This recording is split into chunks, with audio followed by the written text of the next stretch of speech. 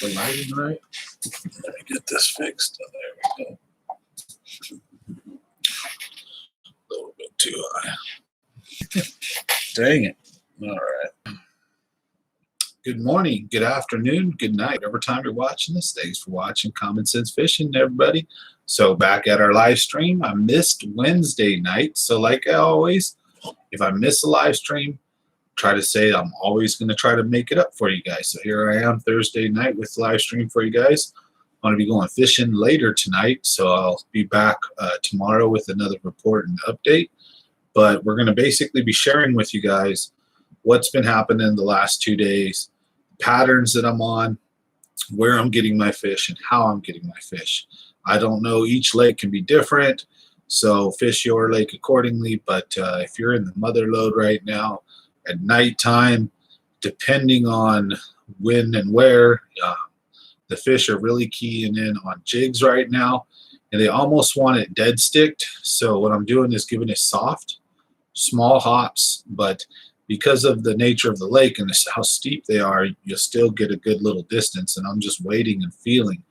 And a lot of the time, you're just sitting there, and you'll wait after a hop, and it hits the ground. What's up, Charles Chalk? Smash that like button if you guys would. Thanks for watching and supporting the channel. Appreciate everybody, especially my members, subscribers, and just all the viewers. If you're new here, you know, I would your, subscription. Just hit that, red subscribe. Anyways, we're talking about how to catch them at night, how to shore fish, and how to get just the monsters. So kind of that's been a focus I've been focusing on the last few live streams. Has really been night fishing, power fishing, tips and tricks for how to get the big fish. Because right now in the summertime, the day I'm not 100%, but it depends. We'll get off here around 9.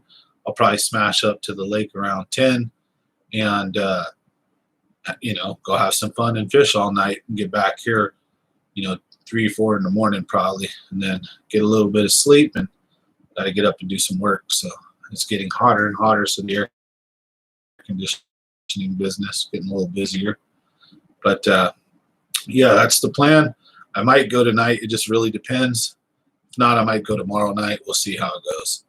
So, but I am really gunning to get back out there because I've just been catching a lot of big fish right now. A lot of good sized fish, a lot of numbers, and this is the time to get out and catch some monsters, some true monsters, some double digits. I want to get my first teen. That's kind of what I'm hunting for right now. What I'm really hunting for is my first teener. I want a bass over 12. I want it to hit the 13, 14 mark. So I got my scales on me. I don't need to put her in the live well. I'm not tournament fishing. So we're just going to get out there and power fish. So we're going to be deep water cranking, medium cranking, shallow cranking. We're going to be doing top water and jigs. On bottom bouncing, it's going to be exclusively jigs. We're just going to be covering water, looking for the bigger fish. And I'm going to be going out multiple nights. So yeah, I might be going solo tonight. I'm not sure. I got another buddy that hit me up, but it just all depends.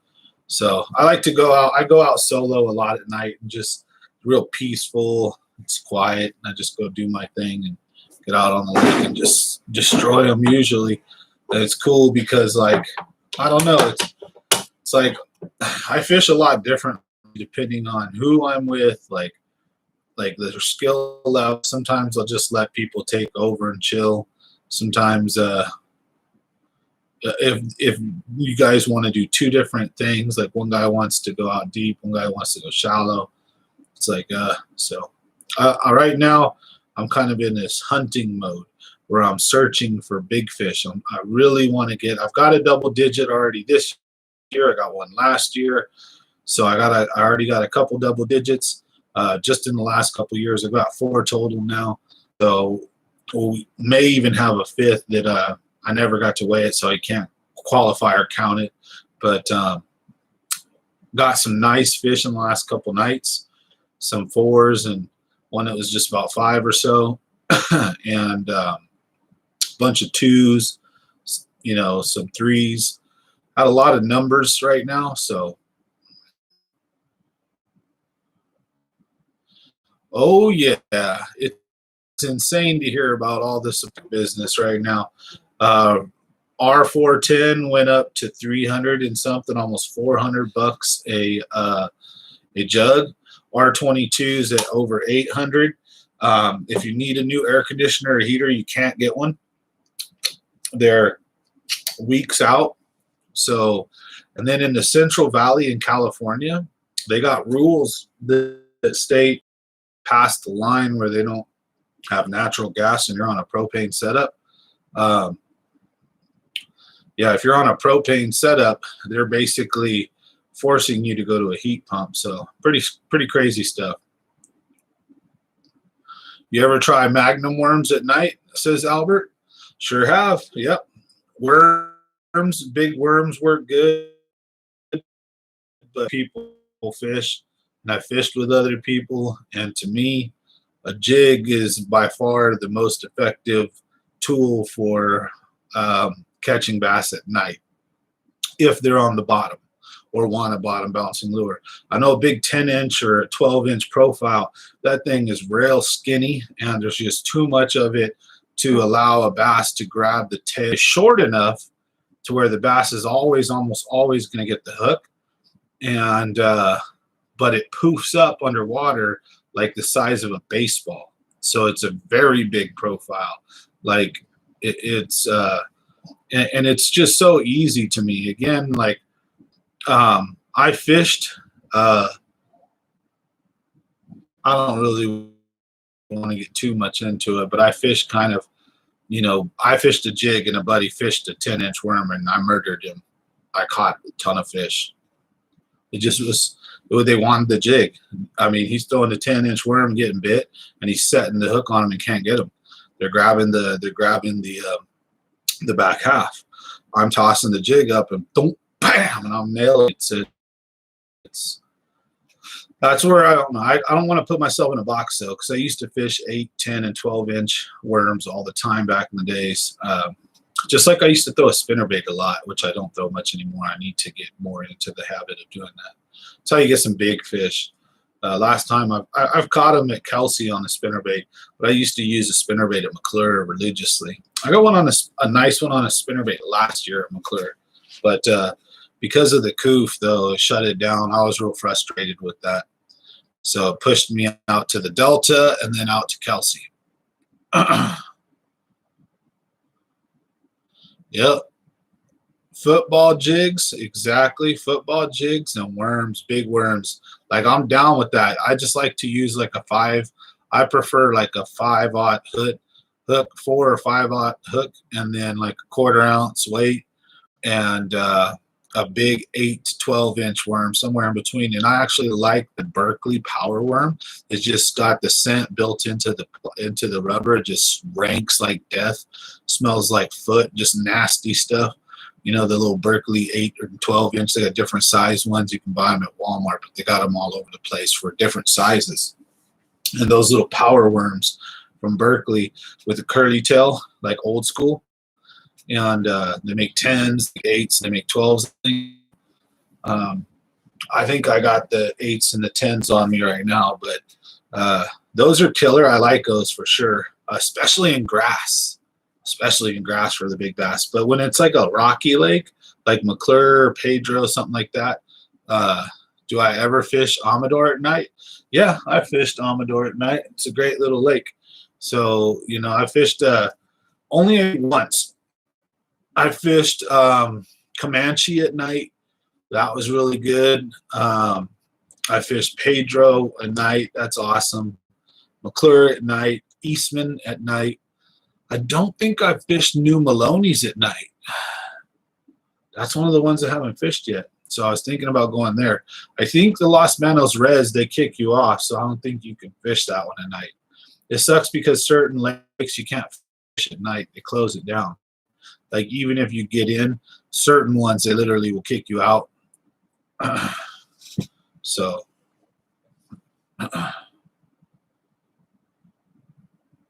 But night fishing is just so much better. How's it going? Keeping it real? nice to see everybody in the house. Smash that like if you guys get a chance. I've been watching. I've seen some connection issues, it looks like, up in the top corner there. So I hope everything's going okay on your guys' side there. But I've been out having a good time lately, just really smashing them at night. So I'm putting together a video right now that is really good.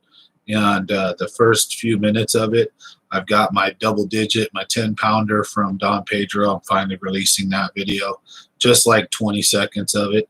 So there's that. And then I've got a couple of like 4s and 5s and a ton of like 2s and 3s and just numbers, you know, dinks. But I tried to edit out a lot of the dinks so I'm not overly, you know, saturating the video with too many small fish. We got some little tips and tricks in there, a couple of funny moments. I snag a monster tree like twice and get it all the way in. How's it going, JCar? Nice to see you on the live stream tonight. So we're almost at 1,500, guys. All we need is like another 18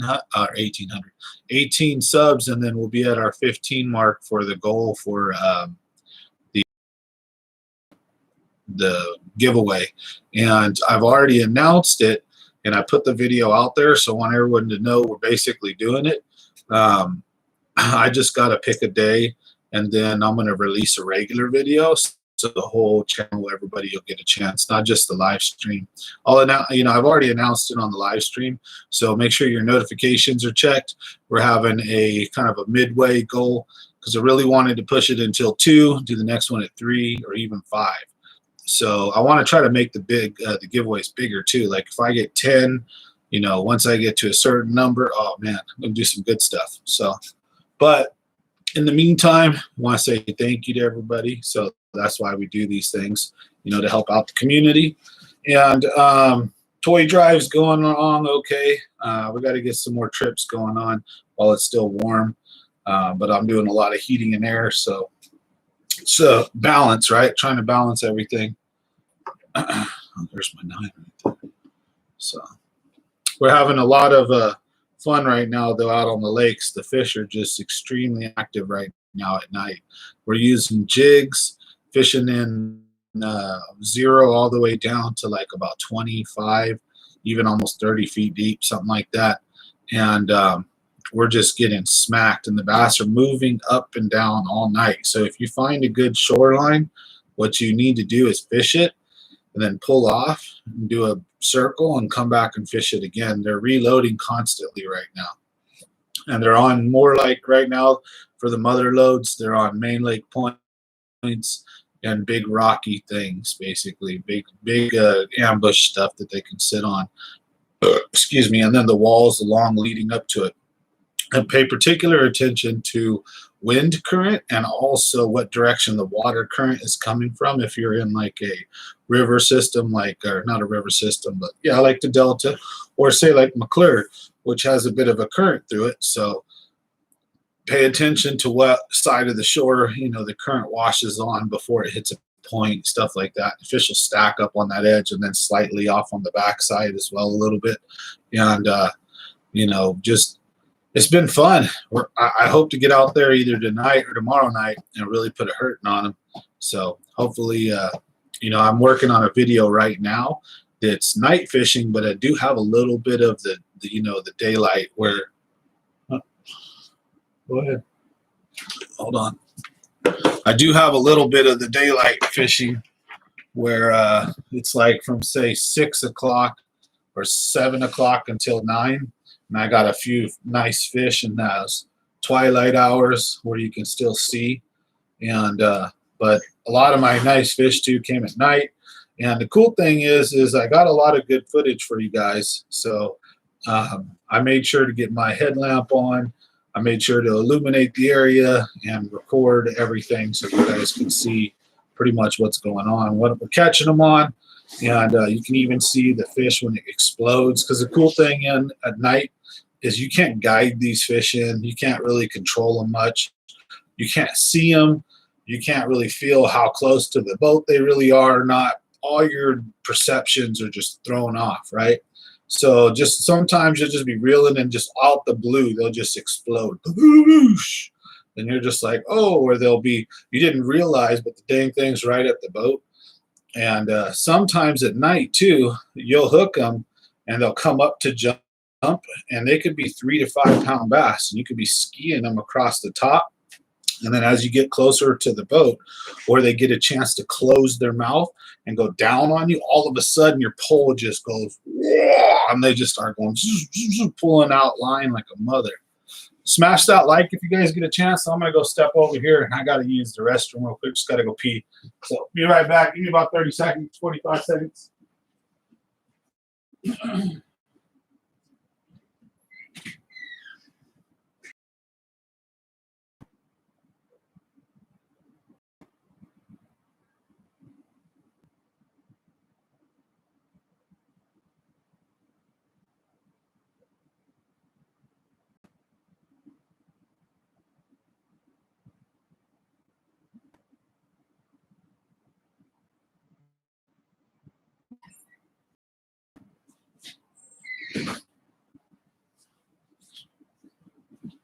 All right. So, all right. How's everybody going this fine Thursday night? Thirsty Thursday. Sorry I missed yesterday, folks. Apologize for that. So making sure I make it up to everybody, get on tonight, and let you guys know, like I said, I've got some really cool footage I'm trying to dice through and put a good video together. Also, I think I'm going to make like a more of a top tier video, and then I'm going to release it for the members only crew. You guys are awesome, and then that's probably just going to stay members only. Well, we'll do the longer, more generalized one for the general public. So I'm working on that, and I think it's going to be a nice one. We'll see how everybody likes it. You never know. Sometimes I get excited and I make what I think is a good video, and then it just doesn't do very good. And then sometimes some videos I'm like, oh, that one won't do very well, and then it gets a couple thousand views or something, and I'm like, well, hey, I guess it worked. So, but these live streams are all about connecting with you guys, having a good time, sharing the stories, trying to share some tips and tricks, and just having a good time mostly. So smash that like button if you guys get a chance. Subscribe if you're new here. Common Sense Fishing live streams every Monday, Wednesday, and Friday. And any time that I miss a date, I always try to make up for it. And you can probably expect to see this weekend as well. So I've got to set up the giveaway that we're going to have, because we're at our 1,500 sub mark, or just right there basically. So as soon as we hit that, I'll make sure that we do the wheel of names and we get everything taken care of. And we'll probably do it on a live show, and that'll probably be this weekend. So make sure your notification bells are checked. Real simple process. And what happens is with the bigger giveaways, what they usually do is they're not spontaneous or not one day.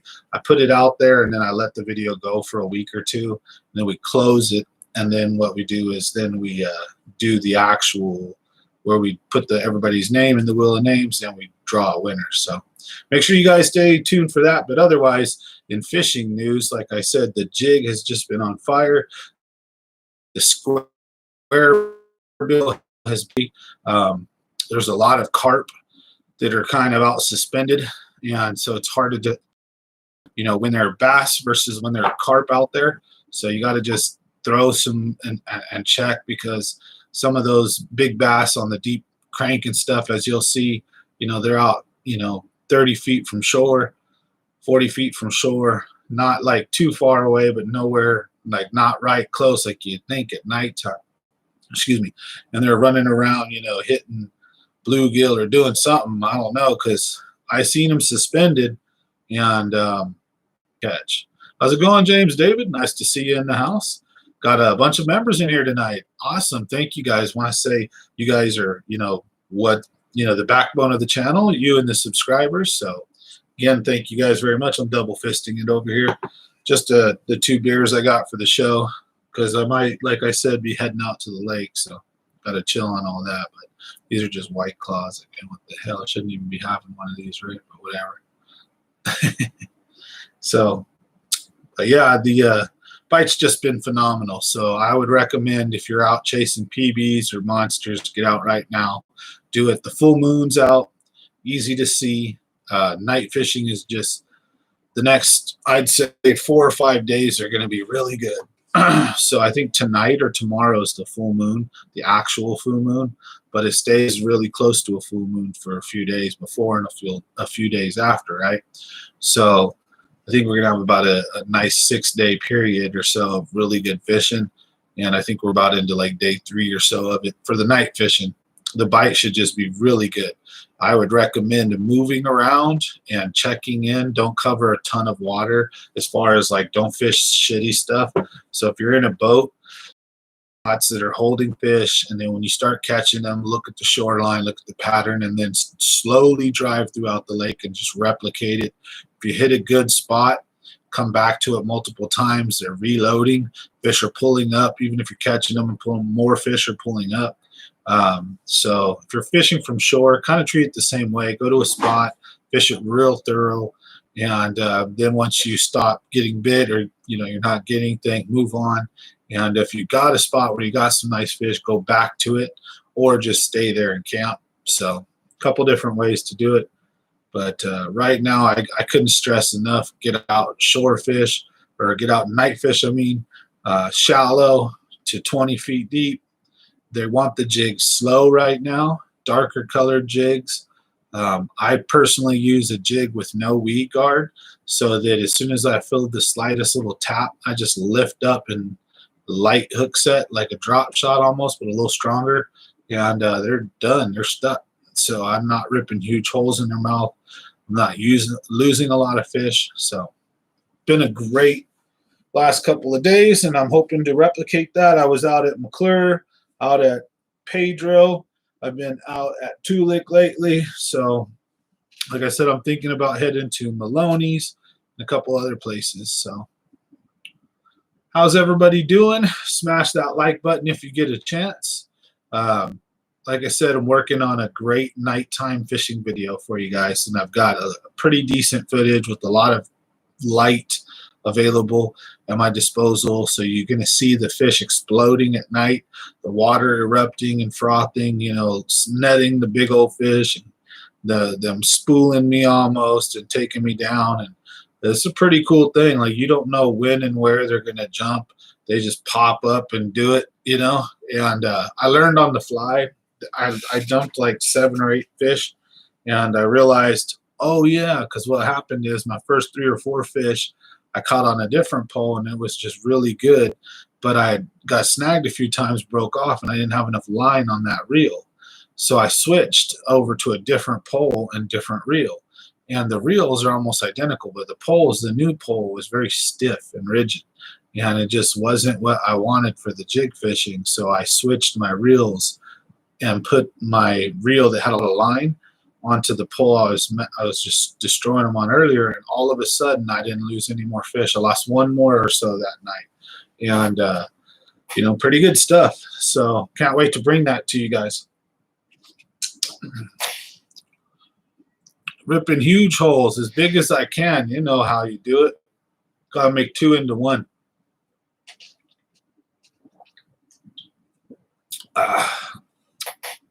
Then they always get off though.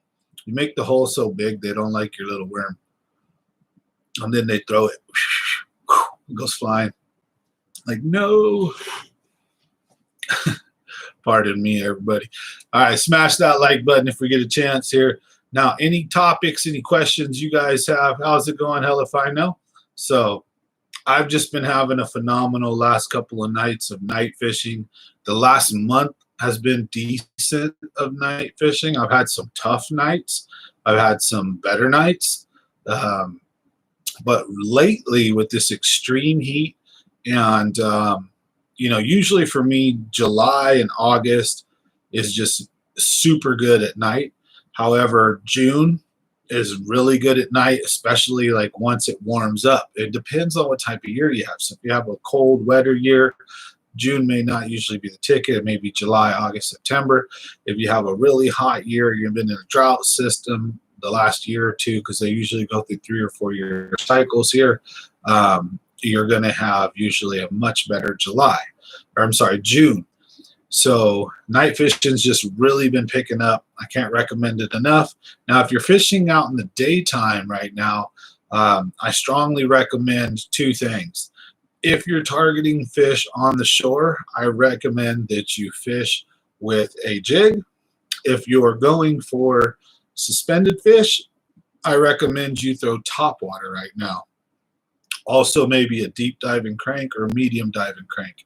But the main name of the game right now is top water in the summer. So all day long they're hitting it in the middle of the blazing heat. Doesn't matter, especially in certain lakes right now. So how's everybody doing tonight? Like I said, sorry I missed hump day, missed Wednesday's live stream. I was out fishing. I went with somebody, had a real fun night, got a 4+ and then basically a 5, and over 20 plus fish, easy, maybe 25 or something, 20, 25 fish by myself in the back of someone else's boat. And also, a lot of numbers at McClure. So at McClure, I put over like 30 fish in the boat in a few hours. And but I couldn't really get anything over 2 pounds at night. But I hung I got one that was maybe 2.5, 3 pounds. But I hung around the dam and McClure Point, and they weren't there. The big girls, like, they're mostly on the main lake. So in 1 or 2 areas is where I did my real good damage. It was all main lake stuff, island stuff out on the main lake. So I plan on heading up towards Arnold Bay. This damn fly. I plan on heading up towards Arnold Bay probably either tonight or tomorrow, and trying to get some big girls. So we're going to be doing a lot of night fishing lately. I hope you guys enjoy that stuff. Going to try to give you guys as many tips and tricks as I can. Fish slow, watch where you're going, stay in the middle. You know where the islands and bumps and humps are, because there's quite a few lakes that have islands way out in the middle. If you didn't know they were there, you just smash right into them. So some of them are not marked, especially when the lakes get low enough. Hence, make sure you have a topographical, or if you're going to a lake at night, make sure you know the lake, or also don't run super fast. And like I say, I like to get up parallel. So if I'm using crankbaits and things, I don't cast out the shore and bring my lure to me. I get real close to the shore, and then I run along it. But if I'm bottom bouncing, I pull out, and then I kind of cast at a 45. And that way I can cover every few feet, and then I can cover coming down. So I can cover different columns, different depths, all kinds of different stuff. So it just depends on how you're fishing. If you're fishing from shore too, night fishing can be much more challenging, because if you're using a bottom bouncer, fishing from shore can just be real brutal. It can be real hard to not get snagged. You're going to lose a lot of jigs or a lot of bottom bouncers. So fishing from shore, I prefer to use like a crankbait or top water and cover water, spinner bait, and stay real close to the shoreline. And I'll fan cast, so I'll cast out in the middle too. But hope you guys have a good weekend too. I have some plans. It's going to be Virgil's birthday party this weekend, so I'm going to go up there with the family, go meet up with him, celebrate. So we got some cool stuff planned. There's supposed to be a lake up there that's got like 6 to 8 pounders in it pretty decently. So I'm going to bring my rods. I don't think you can take a boat in the lake, so we're going to be shore fishing. So I'll make sure to take the GoPro along with that. We're going to take you guys along with that. Go celebrate Virgil's birthday. But the main thing is hopefully, well, the main thing is go visit Virgil for his birthday and hang out. But when we take you guys in the GoPro, we're going to try to go do some shore fishing, Cinco fishing, top water, some stuff like that. See if we can go get on some big fish. Also been told there's lots of smallmouth in this lake, and it's right in the Bay Area too, so it's crazy. I haven't fished this lake before. It's going to be a completely new place to me. So we're doing that Saturday, and I think tomorrow, like I say, either tonight or tomorrow night, I'm going to be doing some night fishing. So Got a jam-packed weekend for you guys. You know, it's going to be in the hundreds. So my heating and air conditioning business is probably going to start getting slammed. So it's going to be an interesting next couple weeks. You know, I'm looking forward to it. It's just a challenge. So, and I look forward to overcoming that challenge and, you know, just moving forward, you know, taking that stuff head first. How about you guys, ladies and gentlemen? Anything you guys want to talk about tonight? Really, I was just excited. Want to talk about night fishing, power fishing, how to catch bass at night, whether you're using a boat or on the shore. Now, if you guys got any questions or topics you guys want to cover, you know how the show goes. Feel free to pull me into any rabbit hole you guys want for the night. Appreciate everybody. You guys are awesome.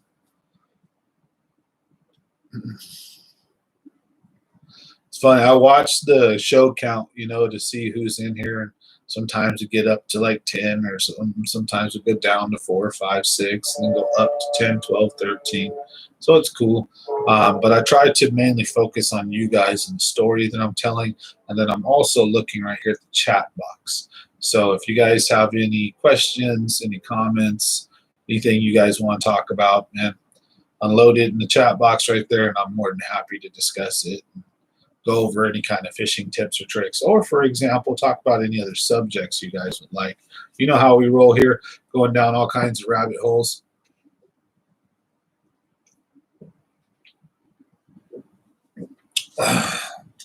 Speaking of which, you guys here, it's looking more and more like we're about to hit World War III.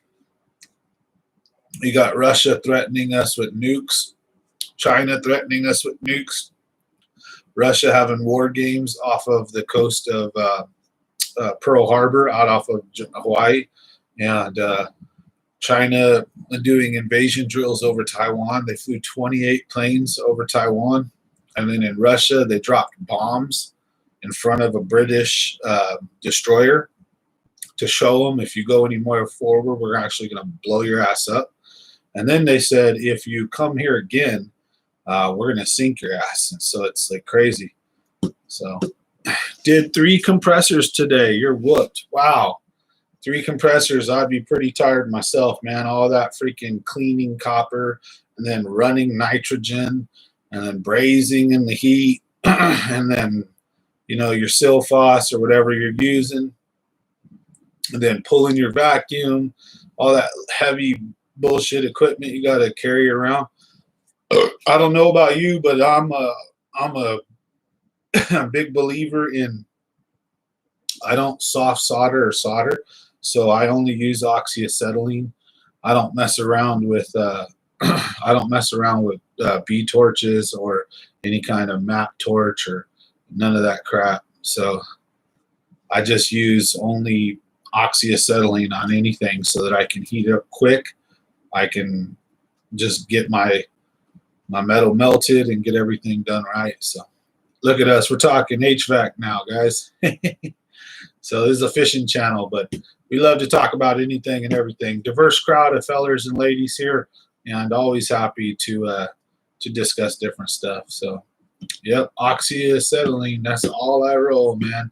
I know a lot of commercial dudes, though, that live by the little map torch, and I see them trying to, like, braze big old suction lines and shit with that. I'm like, man, you know that's going to be like an hour before you're going to use a whole canister trying to heat that pipe up. And then your king valve's going to be melted. All your stuff's going to be jacked because all the heat transfer. Turn up the heat, oxyacetylene, and you braze fast. Whoosh, and away you go. That's my way of doing it. But, you know, so I don't know. On this channel here, we like to talk about many different things. Sports, collectibles, video games, news and pop culture. Hence, earlier I was just talking about World War III in a sense. Fishing, obviously. This is a fishing channel. So I love just kind of hashing over all kinds of cool stuff. That's why hopefully I can grow this channel through multiple means instead of just fishing, so we can gain lots of different interests here, because you never know what kind of fun shit we're going to talk about, right? Each night can be different. That's hence kind of like a Joe Rogan podcast. I would love to get some guests on here, some fun people to chat with and talk with, but it's tough, you know, getting getting people to just come hang out for a few hours when they got families and work and this and that. So, but as the channel grows, we're working towards that. You need a night run at Tulik pronto. Oh yeah. Yep. A night run at Tulik would be nice. That's what I'm thinking about doing tonight or tomorrow, either going to Pedro or one of them. I'm thinking about heading up there tonight. As soon as the live stream's over, just getting all my stuff ready. My GoPro, everything's ready. So I'll just load up the SIM card and load the boat up. The boat's charged, so ready to roll right now. But I've got some things I got to do tomorrow, but like I'm not needed until like 9 is my first call. So we'll see. Just depends.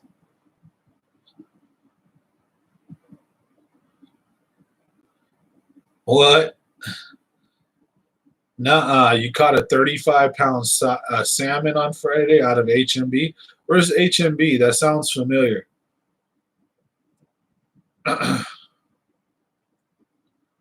It's almost that time, no? No. Yeah. That's super early for one to be running up, but Half Moon Bay. Oh, yeah. Yeah, that's what I was about to say. I'm like, that's super early for them to be in freshwater. Good job, Clara. She got a 35-pound salmon on Friday out of Half Moon Bay. That's why I'm like, I know that's familiar. Like my ex-stepdad, he was from there, and Pescadero or whatever it is right down there south of that. Beautiful little area down there. But yeah, so you were probably ocean fishing then. Those salmon, I'm like, they're not running up the delta yet. I'm like, I should be in what, another 2 or 3 months. So we should be seeing them come into the delta, what, maybe August/September or something like that. And then they'll just be choked in October, and then dying off and stuff like that. Some still around in November and stuff like that. Now you need some recipes for the smoker. Hell yeah. Smoked salmon is the biz. I like salmon because you can actually get big chunks of meat without bones. That's why I hate trout, because there's so much damn bones in the trout. It's like, oh, I don't care if it's a 20-pound trout. There's so many bones. Yep, spooning for them in the delta sounds like an awesome time, man.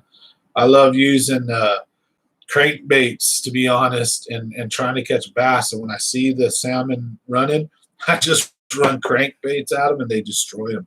I've caught a couple 25-pound salmons out of Garlic Brothers, and then one out of, I forget where the other one was out of, but it was somewhere near there. And the salmon were just smashing around, like, and there was no bass to be found. I'm like, what is this shit suck? Next thing you know, I seen huge schools of salmon. I'm like, I know why now. So I would just burn my crankbait around open water instead of trying to cover next to shore, and I would just get crushed, dude. The salmon are just unforgettably, they're just savage. Salmon are, I didn't know back in the days, but them little shizers are carnivores. They eat everything. They go through and eat anything smaller than them. They'll just jack it up. They're super vicious. So I love it. I go out there with the square bill and I bass fish for them in the delta, like a big striper or something. So, because that way, I'm not targeting them. I'm just out having fun. But if I see a big school roll by, I'm throwing bass lures at them, and they'll eat them too. It's so crazy. I didn't realize that. I thought back in the days you had to use a flatfish or you had to use salmon lures. All them things are savages. If it moves, they'll hit it.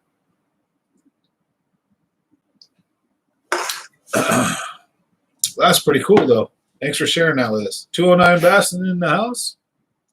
There's big bass in McSwain, too. Night run would be cool there, too. Oh, yeah. A kid got a 8 and some change out of there at McSwain using a live crawdad back in the days. I think his picture used to be up in there. So it was just like a little 16-year-old kid. It was like someone I think I went to high school with. If you do Tulik, let you know for sure. Yeah, I'm thinking about going somewhere tonight or tomorrow, man. Like, I'm dead serious. I'm about ready to run and make a fishing trip. So But if I go though, I'm gonna go like in the next hour, so you got to be ready. I know Curtis Leduc. I owe him a fishing trip, so whenever he's ready, we just got to set one up. So congratulations to him. He won the monthly member giveaway. Meet me at the dock, huh?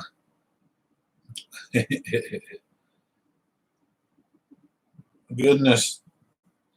Yeah, I'm always down to take people fishing. So, like I told Curtis Leduc's got himself a trip, but to keep it real, if you want to come, let me know.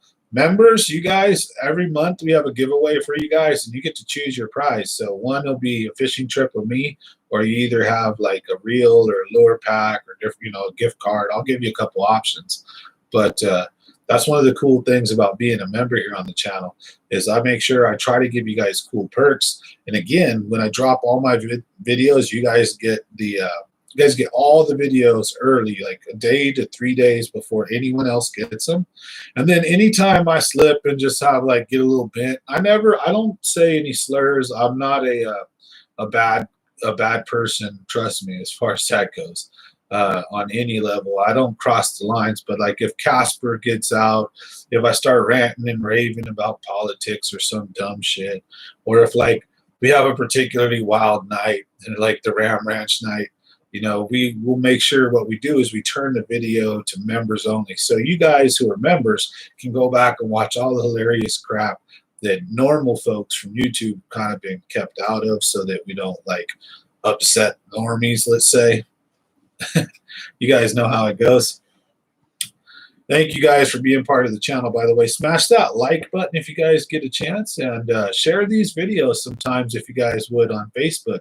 Help the channel grow. If you guys know somebody who's into fishing or just drinking beer and talking ish, invite them over to the live stream to come hang out, shoot the breeze with us, talk fishing, talk all kinds of cool stuff. Because I feel this is a cool little community where we have a great time. I'm working on getting all my stuff updated so that, internet connection's great. I want to make sure audio and video, we're trying to do all these little things one thing at a time. I've got my second GoPro that I'll be getting. GoPro 8's going to another YouTuber, so I'm going to go ahead and donate that. So I'm excited about that. Hopefully help his channel out. I'm big about helping each other. So I don't ever ask for help from other people, but what I really like doing is helping other people myself, right? So a couple of smaller YouTube channels, I like turning people on to them, like saying, hey, go check this guy's channel out. Terrible at fishing. He's a cool dude. Go check his channel out. PA fishing's cool.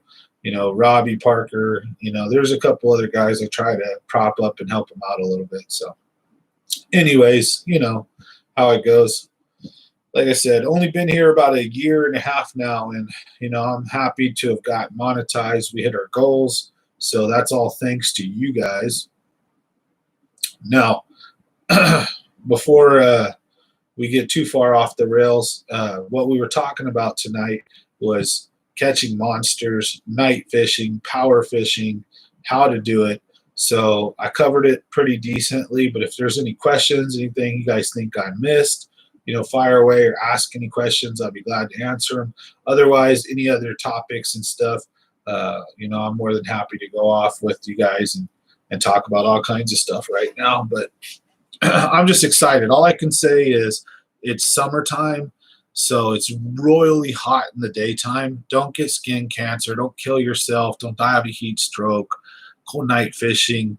Thank me later when you're enjoying a peaceful night on the lake with no jet skiers, no wake and no waves, and just bliss. And yeah, you're going to get rocks and you're going to get snagged and things are going to happen, but snap them off and just retie and take a chill approach to it and watch. You guys, just night fishing is so much fun. I can't explain it unless you do it.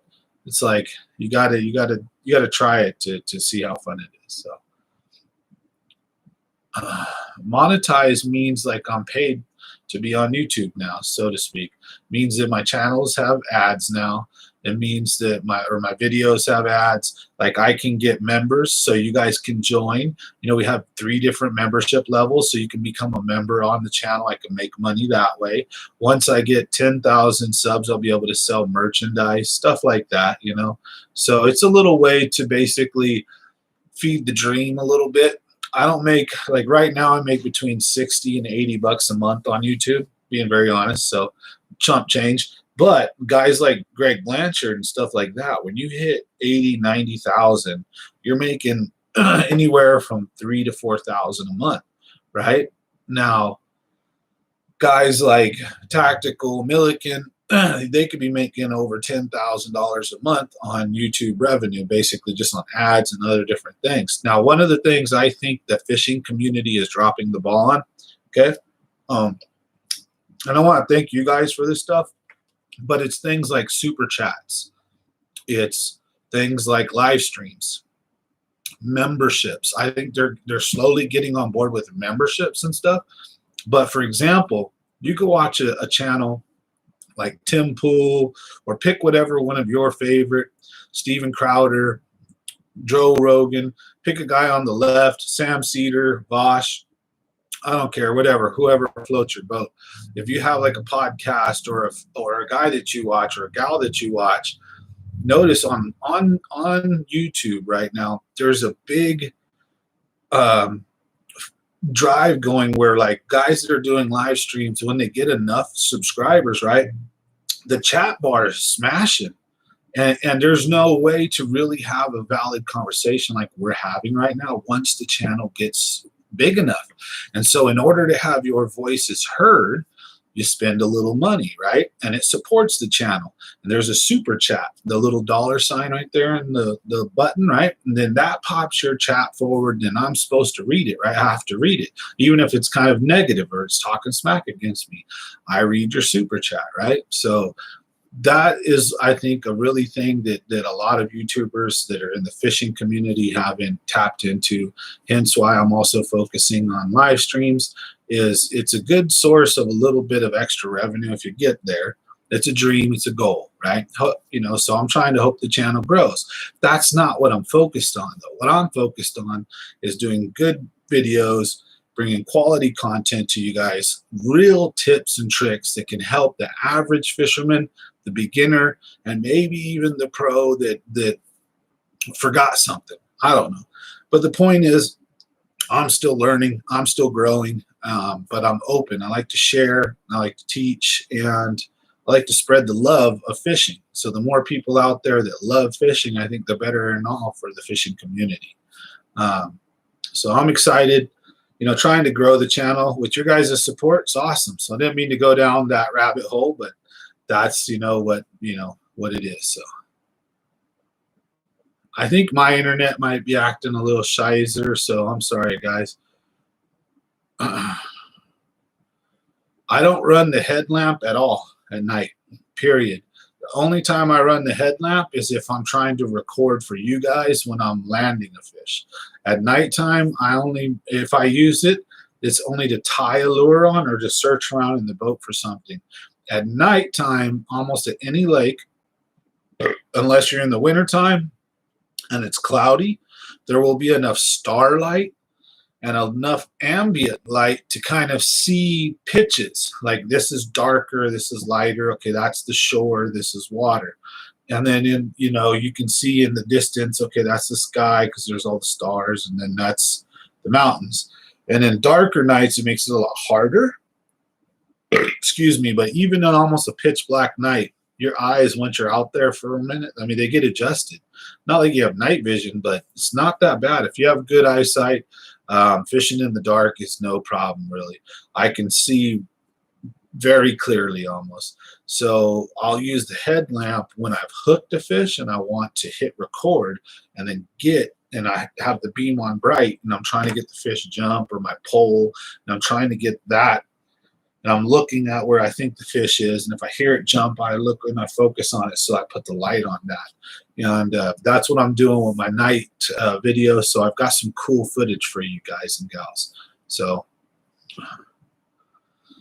Wonder what the informative fisherman makes? I don't know, but let me put it to you this way. He lives in a really big house in a really nice neighborhood in Stockton. He's a cool dude and all, but the thing is a lot of those guys too are sponsored, so they get money from other people, other things. They get free stuff. So also as a fisherman, there's a lot of money spent in gas, a lot of money spent in lures and line and poles and all that. How's it going, Marco? New member there. Thanks for joining. I noticed that a couple days ago. We got a new member in the house, so thank you. And so that stuff, when you can get some stuff like that through sponsorship, that's huge, right? That saves you a ton of money, plus the money that you make from ad revenue from stuff like that. Now, my biggest thing is I think that if you're really business minded on it, I think really having a good live stream or community interaction where if your fans really love you and you got 200,000 people that are subscribed to your channel, you're going to have a good 40 or 50,000 that are willing to put money in a monthly investment or super chat when you have a live stream to be able to get you to call out their statements. Because like I said, once you hit 10, 15, 20,000 subs and you're doing live streams and videos like this, that bar will start moving because people are chatting and interacting, and then they're chatting with each other, right? So one guy will be chatting with another guy, and I'd admit they might not even be caring what I'm saying because they're talking amongst themselves or something, right? And so then what they do is they super chat to get their voices heard. So there's that. Then you also have merch. So once you can get past a certain barrier, if you open up your horizons and you don't just do fishing videos, there's a lot more, I think, available to you. And some guys are really jumping on that and doing it good, while some channels, in my opinion, are just more making $3 to $4 grand a month, off of ad revenue most likely, and they're doing good, but they're you don't see a lot of Greg Blanchard merchandise, right? You don't see a lot of, but like Milliken Fishing, Guggen, right? Lake Fork guy, these guys really got their stuff together, and they are,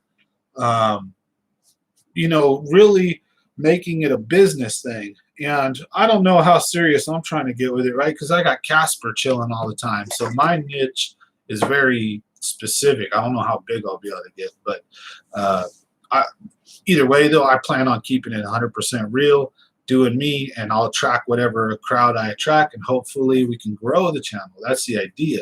I don't try to be offensive, brash, or crude, so I try to help. I help the community. We do charity events. I love sharing, so I just hope, again, so right now we're kind of sharing some of my goals and aspirations with you guys. Is I'm hoping the channel can grow. I'm hoping the community can grow.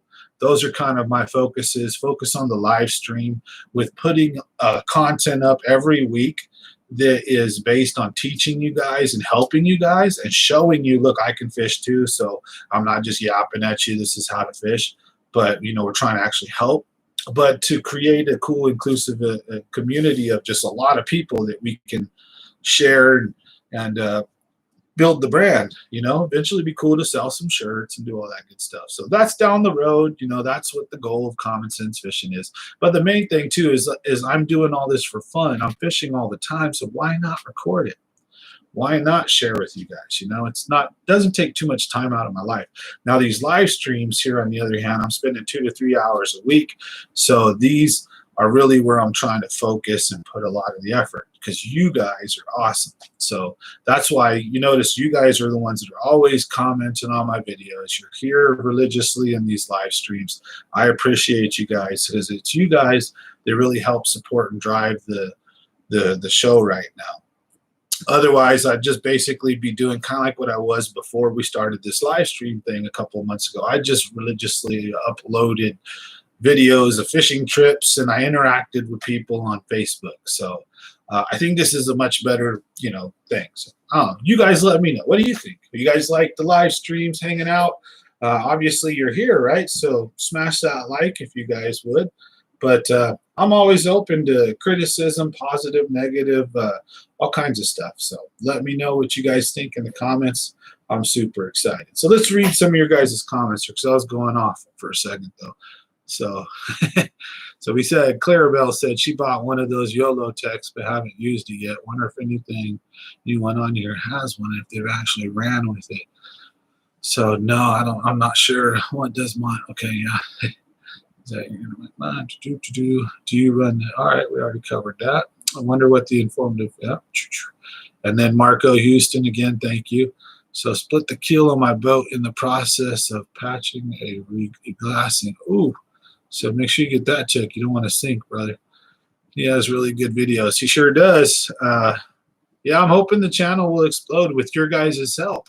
Make sure you share it, to your Facebook pages, or just if you can, when you get a little chance or you see me here and there, you see one of my videos, drop a like, just a little comment on them. It helps the algorithm grow the videos too. So, but you guys are awesome. So thank you guys. I appreciate you guys. So the Googans are more about entertainment instead of information, definitely, which is why I'm not trying to knock anybody or be negative, but I'm not like a big fan. I like Milliken fishing is pretty cool. I think he's, he's not really, he's kind of like how like I am in a sense. He's, straight to the point. He curses. He is who he is, and he don't take no shit. Like, he just tells it how it is, and he has his little community. You love him or hate him, right?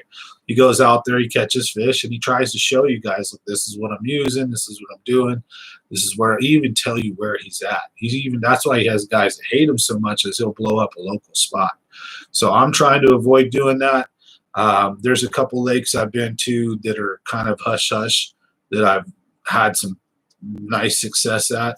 And I don't really want to give the location of the lake up, because these are tiny little holes that if they get blown up and they see a ton of fishermen, the guys are really going to hate me. So I try to fish in these bigger lakes like Don Pedro, McClure, New Melones, the Delta, Clear Lake, Berryessa.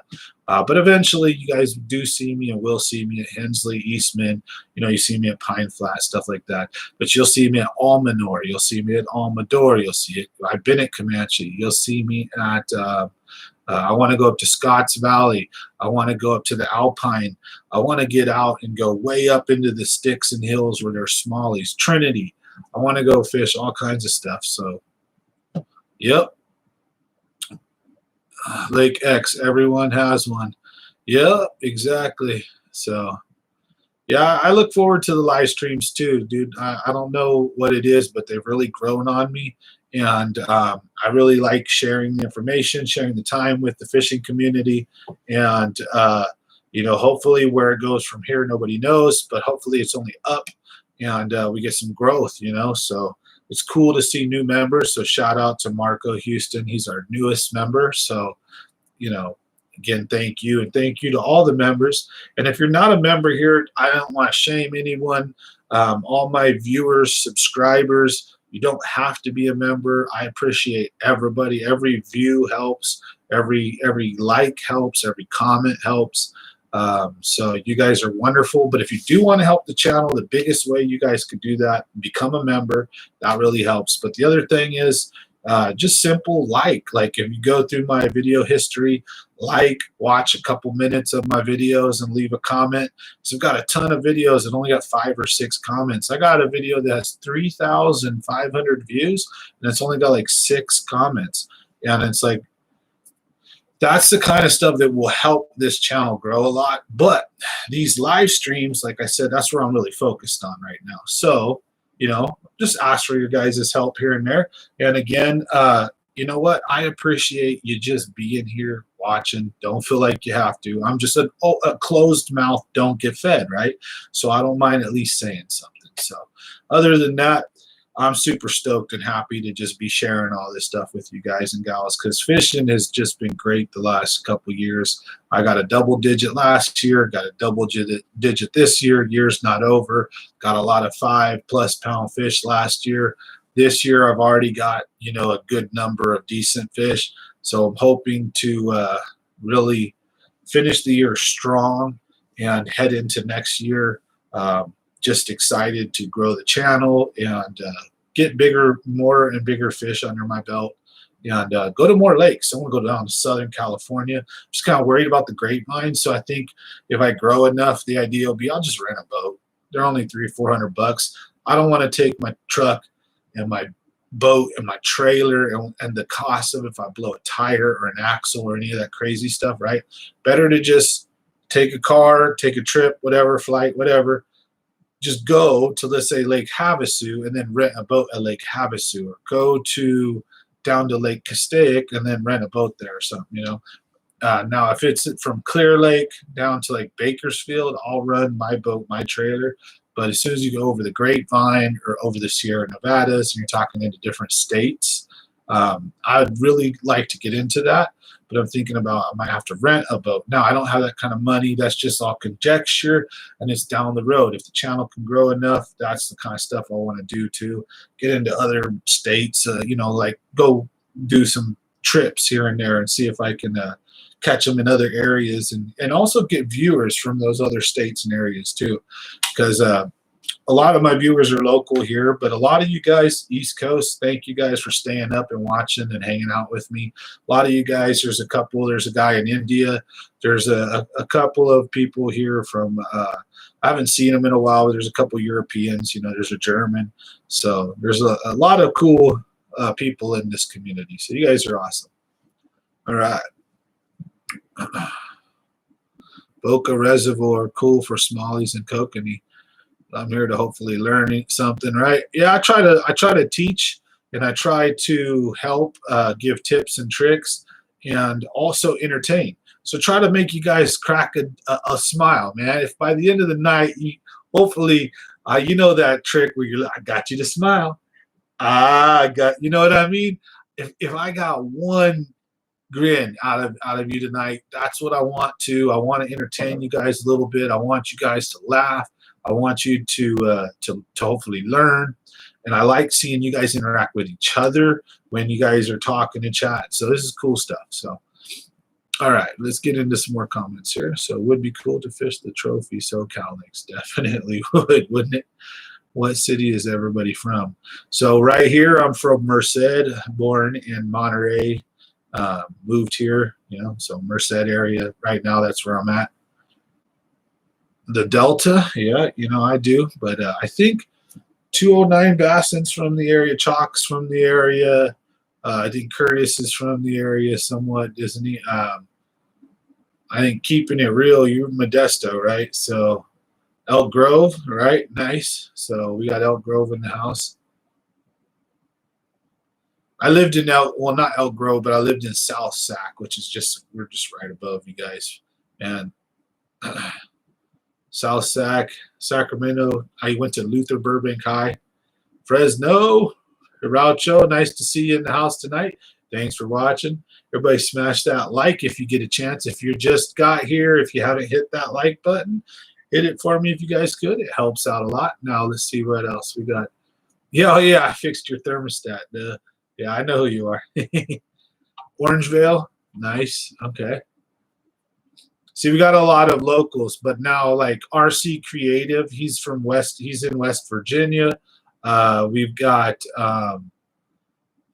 is James David is, as I want to say, out of area too.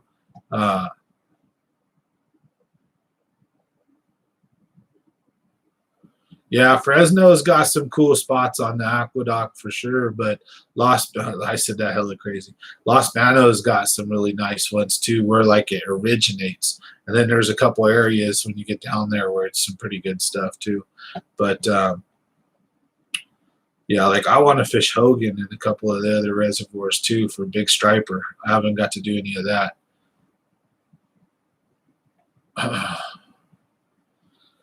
I don't know. I know Danny's Kitchen is from down south as well. So I know Danny's Kitchen is from that area, and he fishes a couple of lakes down there. He'd be able to inform us a little bit better about that. See, it's cool. I like knowing a lot about my viewers. Like I could tell you where most of us are from, Keeping It Real or not Keeping It Real, but Real Time Bassin.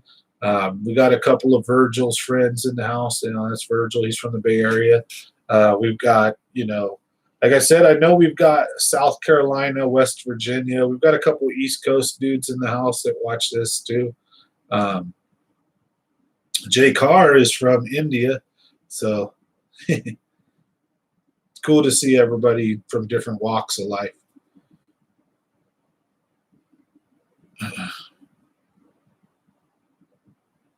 Tracy is sketchy steep. I don't know if I've ever fished Tracy. So I know I've been to like Lake of the, or what is it called, Lake Arrowhead up on Rim of the World, and those are freaking super nasty highway up there. All one big happy fishing family. Yep, exactly. I like the crew of ladies and gentlemen that we have here. You guys are awesome. So, it's cool that it's funny, like almost everybody on here is a member.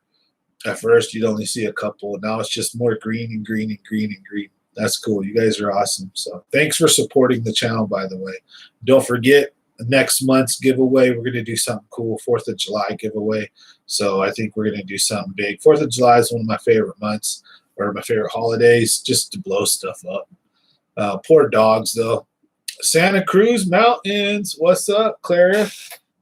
I was just there for 2 years, Santa Cruz Mountains, speaking of the devil. Man, I was living in right on May Street, 448 May.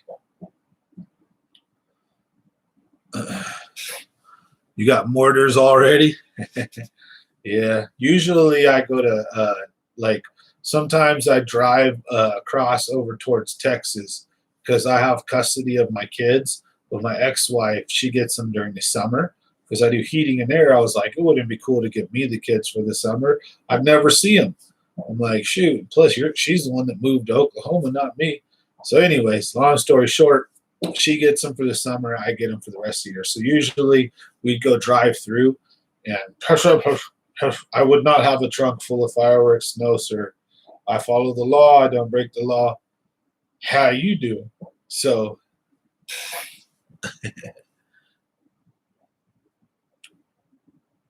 He fishes tournaments as a pro. Nice. Angels Camp, man, that's hot area up there too. It's like as soon as you hit up towards Yosemite, you start to cool down. But right south of that, like Angels Camp, all the LaGrange, it's beautiful, but it's so damn hot. The foothills, you have to get like up, till you get any relief from this damn heat. That's cool. See, we got Clara over here with a professional fisherman dang near. That's awesome for a boyfriend. So congratulations. I appreciate you watching. So thank you very much. And yes, Curtis LeDuc, you won something. So I'm stoked whenever you want to go fishing. If you want to go on a nighttime trip, Curtis, just let me know. We can book one.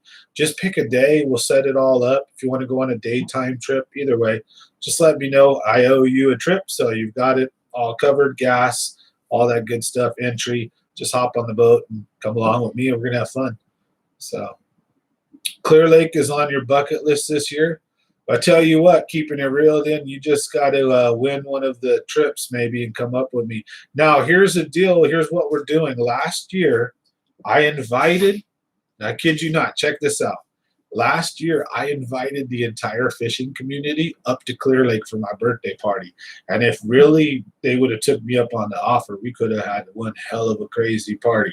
So we had about 12 guys or so show up. And about 4 of them had to go back the first night, and then 4 had to go back the second night, and then 4 or 5 stayed, all the way to the 3rd morning, and we fished and then took off. But what I'm going to do this year is I'm hoping if we can get access to the lake, I want to rent a cabin out there, or 2 or 3 or 4. And we basically have my birthday's in November. So either in August, November, September, October, somewhere around my birthday, a bunch of us usually go up to Clear Lake, and we rent like cabins, and we party and we fish and we have fun. So all wholesome, good fun as far as, we get bit like shite, but nothing too crazy. So, but we have a good time. So I recorded that trip. So I think it's like called the Clear Lake Birthday Bash or something. If you guys are interested in seeing that, and if you're interested in going this year, reach out to me, let me know. So we're going to host another one. So we'll go up there. We're going to rent some rooms. We'll be, a bunch of boats. We're going to basically take the lake over. Now, if we can't get in because of the ramps, then we're going to pick a secondary spot. We're going to basically do the same thing, like maybe pick a Delta KOA campground or something and just invade it like a little small army. So Tug Addicts, Anthony Pascal from Tug Addicts showed up. A couple of the Tug Addicts guys were there. We had Virgil, we had Mark Neff, we had a bunch of guys showed up. And then, you know, my best bud was there. So we had a grand time. We got shite-faced drunk. We had hilarious times. We caught a lot of fish. Not a lot, but we caught, you know, decent fish. Got some 5-pounders out of Clear Lake. So it was a great adventure. So if you guys are interested in seeing what that looked like, check it out. That's on my video feed for all viewers to see. And I think there's a members only version where we're a little more drunker and there's curse words and there's some hilarious moments that cut out of the regular one to try to make it more clean. So there's like the unedited version and then there's the edited version. So if you're a member, you guys can go check that out if you want. That one's, I think, funner because there was one moment we pull up to we're drunk out our gourd, right? But one of us is sober. I forget who, somebody was. And we pull up to the gas station in the boat, right, on the lake and get out and go in the store. And they had just opened after Coof. None of their prices were set. These ladies didn't have no idea what nothing was.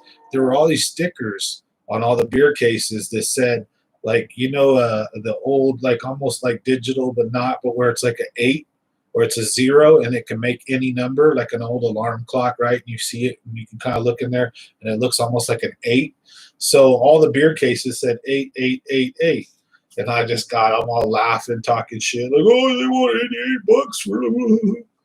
You know, so I don't know. It's a fun trip, but if you guys are interested, yes, this year we're going to be doing something again. So, and it's not outside of the realm of craziness where we might get kegs.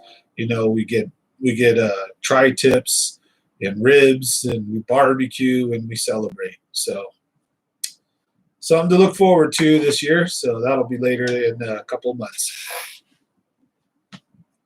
Let's see if we got any more comments here. When's the last time you've been out to Comanche? I want to say post-spawn. It was sometime in maybe, what was it, pre-spawn? Was it pre-spawn or post-spawn? Pre-spawn, I think it was. Oh, April? April when this last one was out to Comanche? I want Delta daytime. All right, cool. Curtis, you want Delta daytime trip? For sure. Just pick a day. Let me know. We'll set it up. You know, send me a message or, you know, email or however, if you know how to get a hold of me. If not, we'll set it up through here. But, yeah, basically, you know, reach out. Let me know what day you guys want. And, yeah, we'll go smack them. Yeah, Comanche is super low.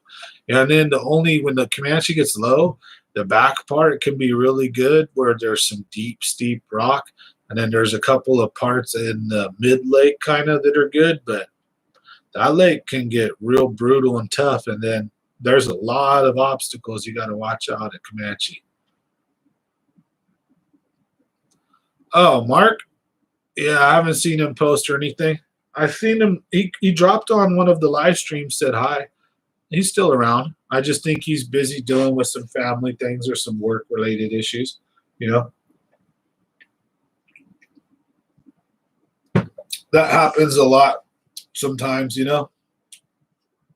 I don't know where he's at and what stage of his life and whatnot, but there was a time when I couldn't even go hang out with my friends because I was just work, and trying to get myself out of the hole there I was, you know, digging out of from being like damn near homeless when I lost my son, when I lost my job, I had to go to college and got a degree because I didn't want to be thrown away again like that.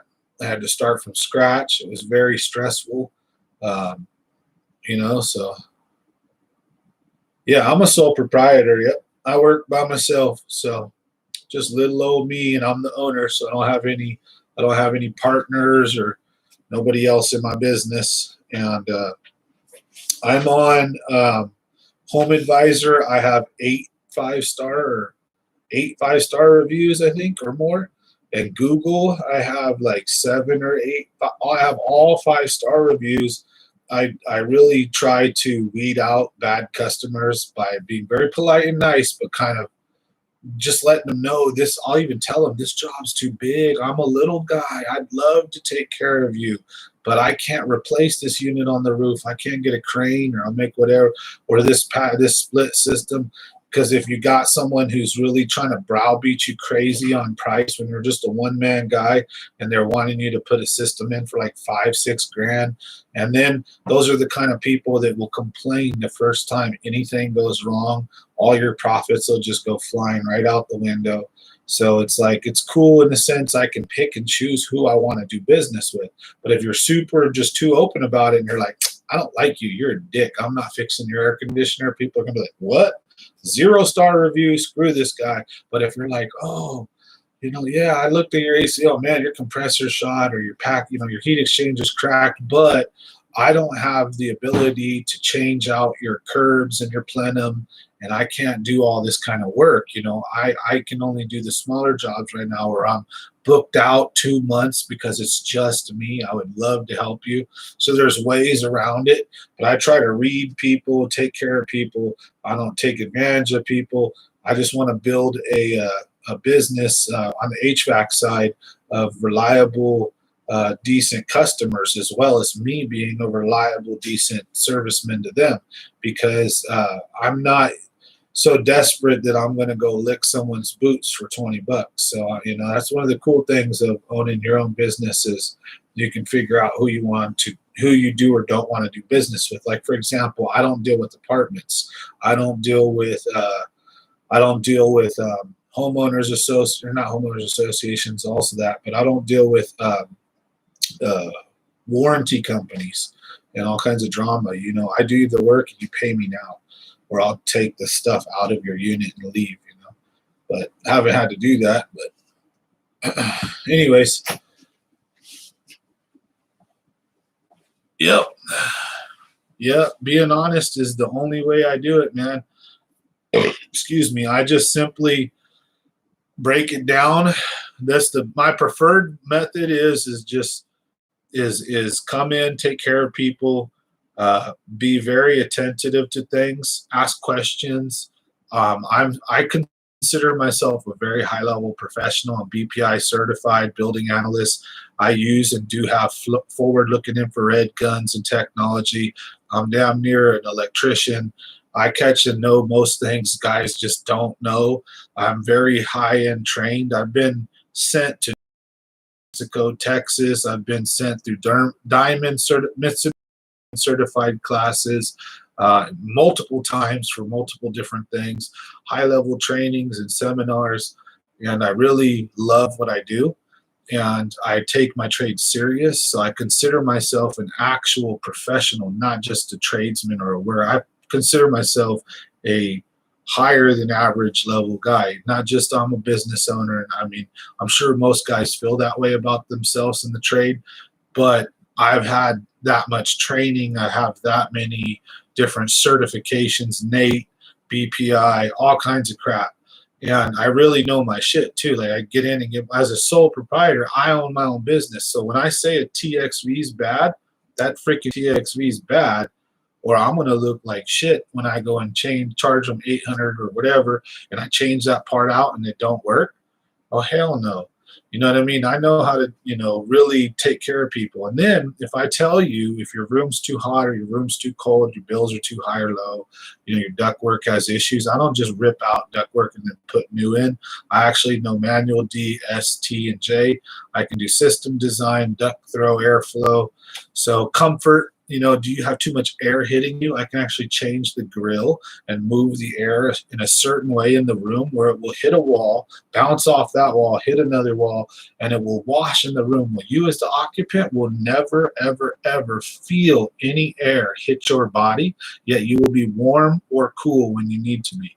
I know my shit, so I take really good care of people. That's how I want to do it. So I don't have time to be dick around with no stupid people trying to hem and haw me or just like, try to haggle with. So that's one of the positives of being a business owner. And that's the same thing with this Common Sense Fishing. I would love to grow this channel, be real with you guys, honest with you guys, just like my customers in HVAC. Teach, share, help the community too, right? Give back, do these giveaways, help just share the love of fishing. And then hopefully the idea, the way I treat it with air conditioning is you do stuff like that, and it doesn't matter if you're successful right now. Down the road, money and just success will follow. It doesn't even matter about the money because that will all follow. If you treat people right, if you genuinely care about what you do, fishing, HVAC, I don't care what it is, if you have a passion for it and you share that passion, I think that there's just nobody can hold you back but yourself, right? Which is hence why I said, well, screw talking about it. I finally started my channel. I talked about starting a YouTube channel 7 or 8 years ago, and I didn't because I got made fun of. I ain't gonna lie. Oh, you're gonna be a YouTube star, blah. You know what I mean? And just it was just people would see you with the YouTube thing on. And now everybody's trying to be a YouTube star, right? But the thing is like I take this very seriously. I consider myself a decent fisherman. I'm much more of a better HVAC guy, in my opinion. I know way more about it. I mean, I know a lot about fishing too, but I don't want to be prideful on that. I'm very prideful about my trade, about HVAC.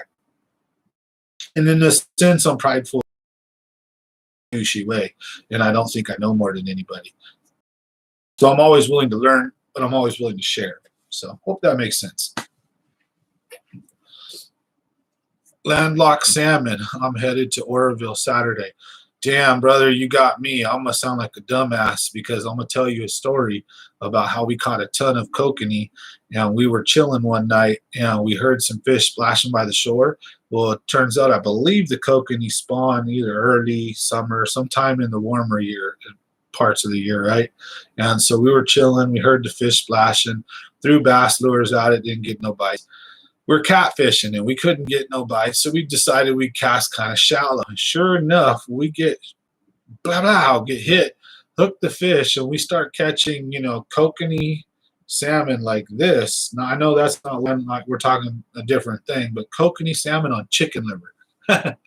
And we caught like 15 of them. We were like, what the? And we were just catching them left and right. Like we're using like power bait, chicken liver. I kid you not, kokanee. What the hell?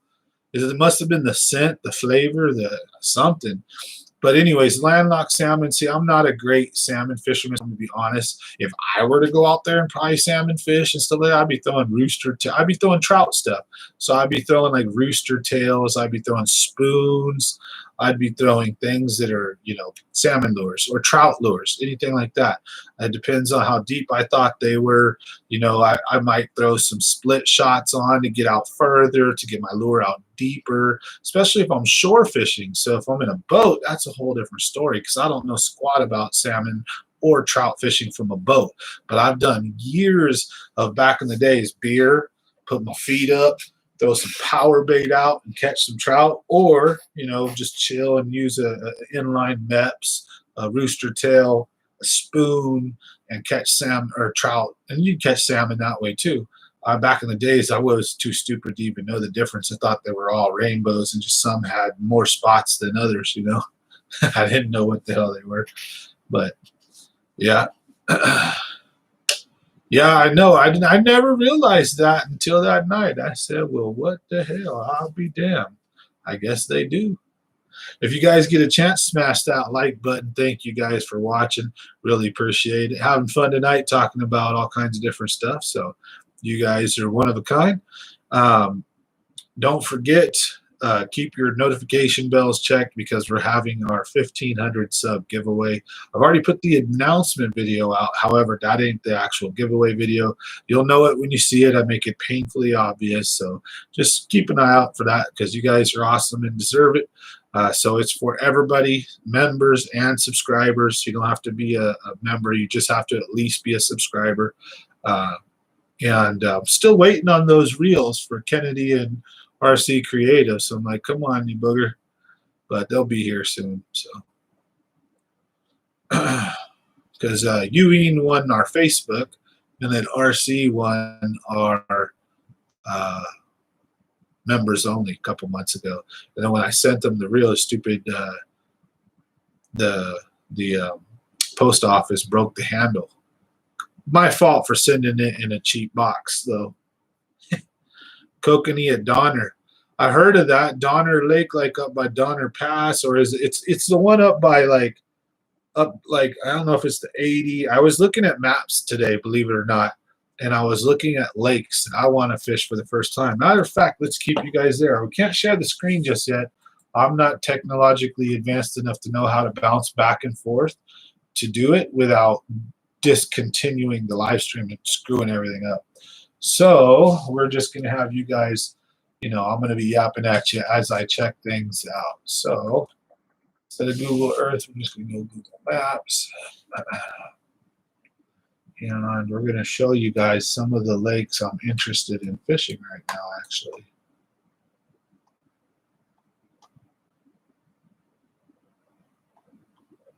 That I want to go check out. So I've been looking at these and I'm like, damn, I want to go there.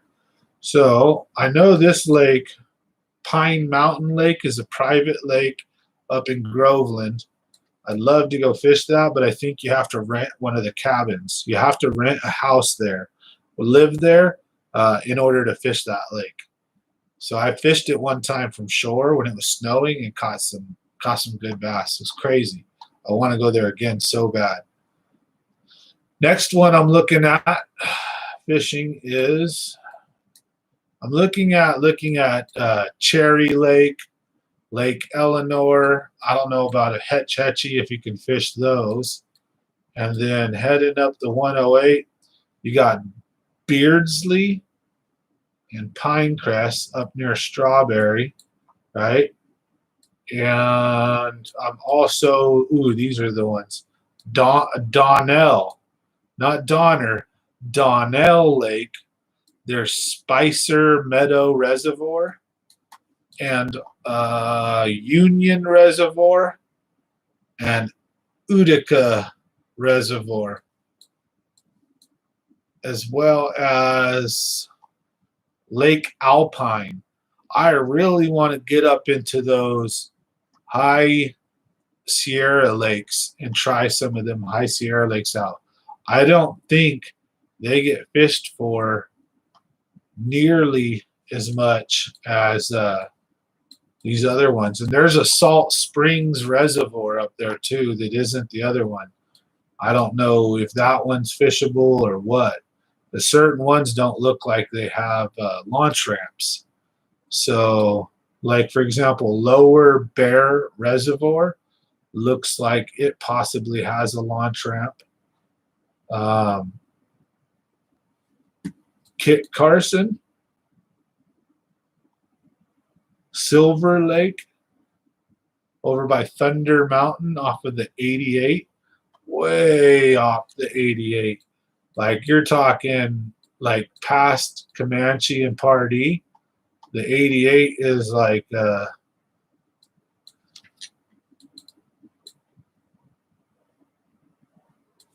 yeah. Wow. Yeah, I want to get up there and fish all those little Ice House Reservoir, Union Valley Reservoir, Fallen Leaf Lake, Loon Lake, Hellhole Reservoir. Shit, I want to get all of French Meadows Reservoir. You got over here Rollins, I know over is by Bullard's Bar. Scott's Flat, that's one I really want to go to as well. I really want to go to Scott's Flat. I want to go to a bunch of these. Over here you've got Bullard's Bar, which I've been to. And then right up above Bullard's Bar, you've got Lake Oroville, which I've been to. Little Grass Valley. I want to go fish Trinity. You got Black Butte.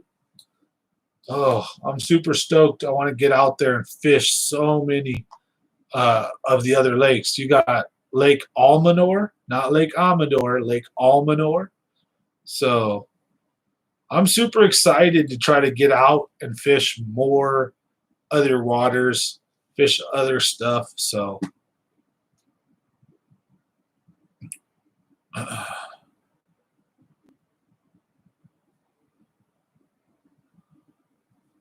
Yep. So, well, I was checking out, it says Donnell, not Donner. So, Oroville, yeah, is a lot like McClure in a sense. I fished Oroville. So, I fished Oroville, I fished Bullard's Bar, I fished Shasta, I fished Pardee, I fished Comanche, I fished Amador, I fished Salt Springs, I fished, all these different ones. But the ones up in the sticks, I have not fished. And those I would super, because let me tell you, the lakes that guys don't fish a lot, they're not shitty. They just, nobody knows about them, or they're too small or too far away. And they may have lots of big fish, but people that go and catch 5+ pounders at these small lakes don't like telling everybody, because then everybody and their mom's going to come up to try to get their piece of the pie. Greg Blanchard blew up one of those little Bay Area lakes. Next thing you know, there's like 30 kayakers there the next weekend. So I want to make sure I got to avoid doing that. So if I go to a lake and destroy it, I got to make sure members only. I'll be right back. Got to go pee again. Members only will know where I'm fishing. Other than that, I don't want everybody knowing.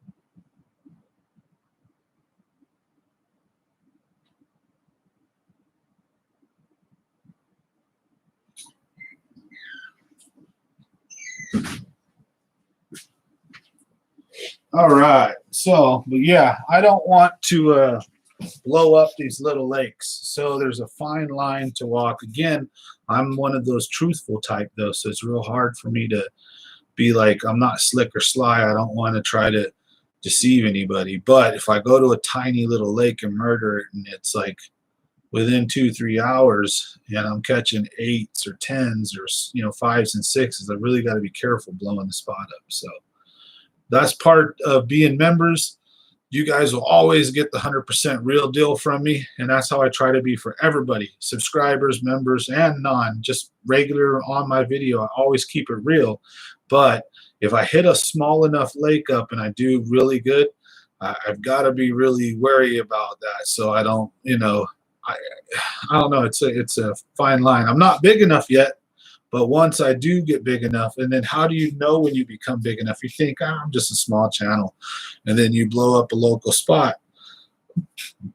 So I don't think I'm there yet. I probably could go fish a bunch of these places and then just blast them, but down the road. So it's a practice. I really want to make sure I try to keep myself in a position of not really. If the lake's too small, I don't want to blow it up. Where you got a lake that can only hold 10, 20 boats on it, you don't want, everybody and their mom.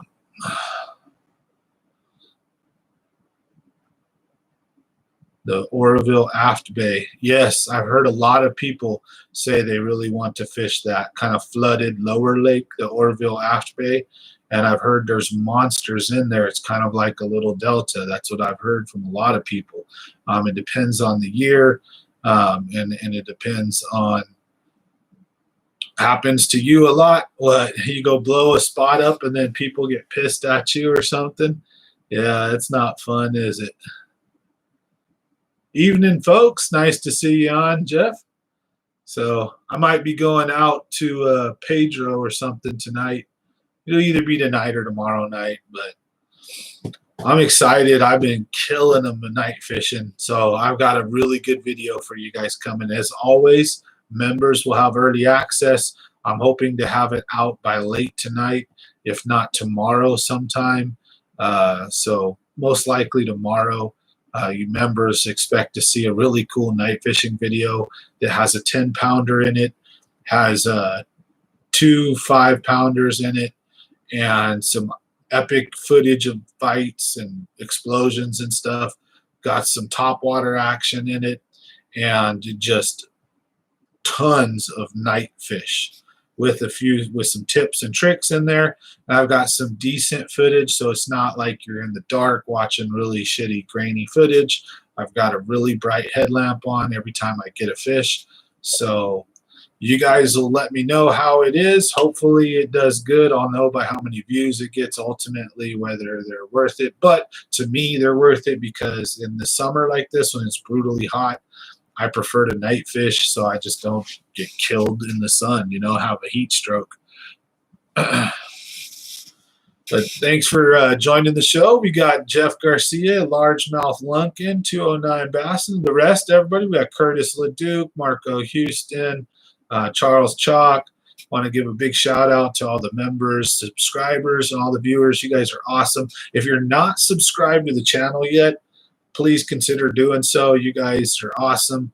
Again, we have a really great community here. If you'd like to become a member, look into that. We have giveaways every month and lots of cool perks that are just for our members. So it's cool to see the channel grow.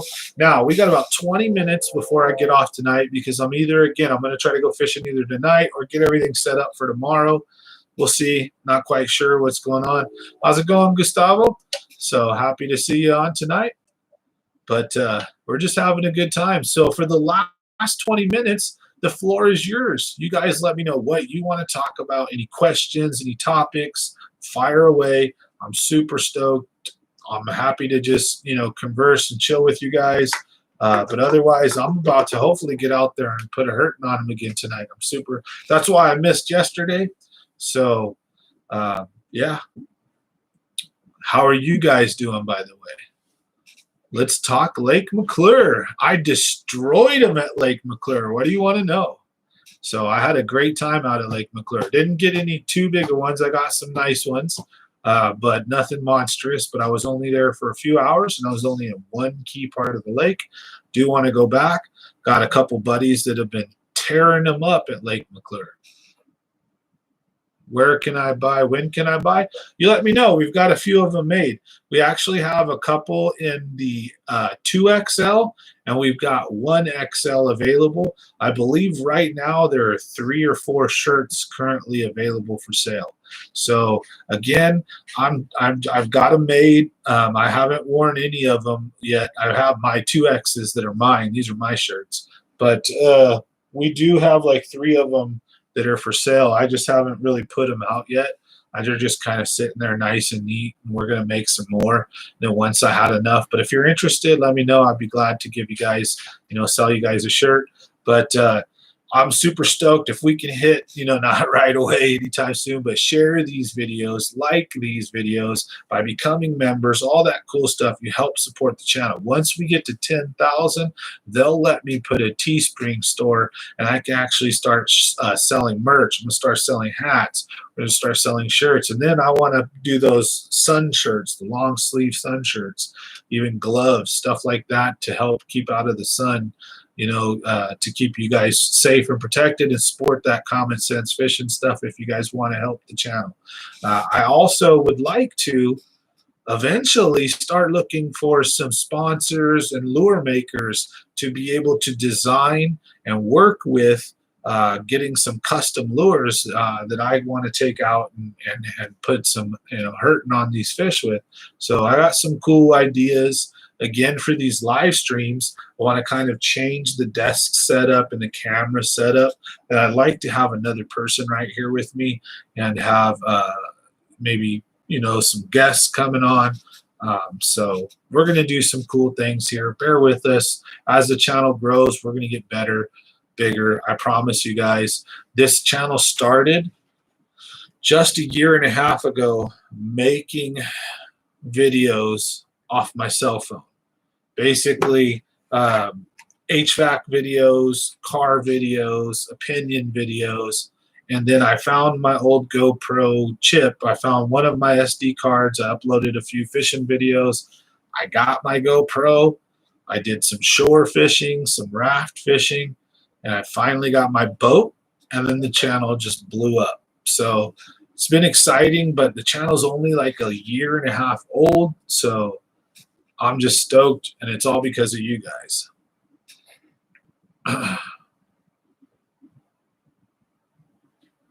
For sure, let me know. I can always try to get some 3Xs for sure. Yeah, the night fishing video is fun. So hope you guys and gals enjoy it. It's a really good adventure. Lake McClure, I was catching a ton of bass on top water. You have to use the top water right next to the rocks and ambush points though, and roll it slow. And I even will pause it and then go again. And I'm getting destroyed on top water. Right now, I'm getting destroyed on square bills anywhere in the rocks, running my square bill, and I'm getting destroyed on jigs. They're on main lake points. They're holding on rock, steeper shoreline over more long tapering stuff, but there's still some on the long tapering stuff too. Does it have wind or current going across it if it's a point? Does it have structure like boulders and rocks? It's going to hold fish. Um, yeah, exactly, man. Night fishing is the way to go. It's how you get your PBs. It's how you get some big fish. It's the heat doesn't bother you. Um, Again, about the only problem is maybe some fumbling around with eyesight issues and snagging. But that's where I strongly recommend, if you're going to do night fishing, be prepared to lose your lures, have a few extra rods and reels, be prepared you might snap some line, so you might go through enough line by the end of the night you may not even be able to use your reel anymore because it may be halfway out of line because you snapped 10 times. That's how night fishing works. But it will be so worth it to you when you break your PB, when you get double digits, when you get 8-pounders, when you get big fish, when you get big amounts of numbers, heavy bags. That's what waits if you night fish. Not every night fish is like that, but night fishing is substantially 1,000 times better than day fishing, hands down, almost always.